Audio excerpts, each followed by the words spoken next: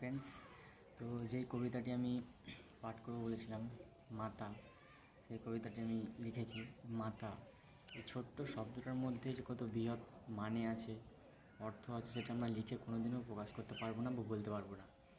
কিন্তু আমি আমার নিজের একটা অভিজ্ঞতার মাধ্যমে কিছুটা লেখার চেষ্টা করেছি। তো সবাই কবিতাটা শোনো। কবিতা মাতা। মাতা আমার হাজার বুকেও দেয় যে ভালোবাসা, মাতা আমার হাজার কষ্টেও মিটায় অনেক আশা। মাতা আমার অন্ধকারের দিব্যজ্যোতি রেখা, মাতা আমার ভয় বিপদে জ্বলন্ত এক শিখা। মাতা আমার প্রথম গুরু, প্রথম শিক্ষাদাতা, মাতা আমার অন্ন দেবী, মাতাই আমার পিতা।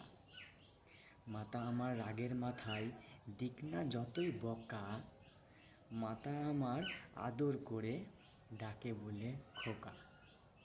মাতা আমার পাড়ায় পাড়ায় না যদি পাই মোড়ে, মাতা আমার চোখের জলে পাগল হয়ে ঘোরে।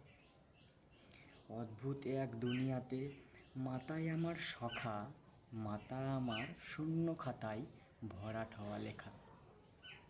মাতা বিনা হয় না কিছু, মাতাই জীবন রেখা, 10 হাতেতে 10 দিকেতে আগলে রাখে সদা।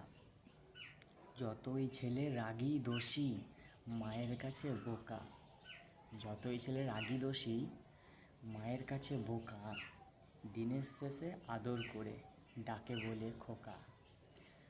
সবাই নমস্কার। কবিতাটা কেমন লাগলো সবাই বলবে। এবং আমি তো আমার মাকে শুনিয়েছি কবিতাটা, তো তোমরাও তোমাদের মাকে কবিতাটা শোনাও। কোনো দিন তো আমরা মাকে বলতে পারি না মা তোমাকে ভালোবাসি, তো এই কবিতার মাধ্যমেই তাকে বলো। দেখো আমরা তো সবাই মাকে ভালোবাসি, কিন্তু কোনো দিন কিছু বলতে পারি না, ঠিক আছে। তার ভালোবাসার অদ্ভুত এক মায়া, তার ভালোবাসা আদর আমরা কোনোদিন বুঝে উঠতে পারি না। তো বলো মাকে যে হয়তো তোমার নিয়ে 2 লাইন আমি লিখতে পারিনি, কিন্তু মন থেকে আজ বলছি মা, আই লাভ ইউ, আমি তোমায় ভালোবাসি। নমস্কার।